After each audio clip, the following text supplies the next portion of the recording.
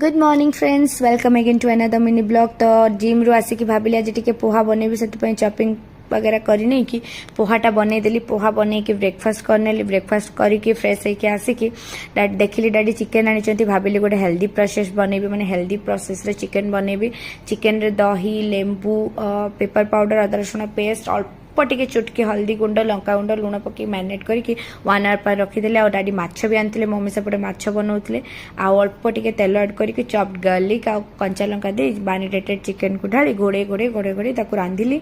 आ भितर बेबीर खिचड़ी भी मैश करदेली। आ बेबीर टॉय सब किचन रे आसिक बासन स्टैंड रे सब थाए। देखिए एत हस लगुए कौन कर बेबीर मैश कर सारा पर आ बाकी जो दही बड़ी ताकू ऐड करके चिकेनटा बनई नेली। चिकेनटा बहुत यमी होता। आपन जदि वेट लॉस करने चाहते एमसी चिकेन ट्राए करेंगे। इवनिंग रे मो पीसी शाशु घर को जाइलु, बेबी घर टे खेलुला। यही भाया आज दिन।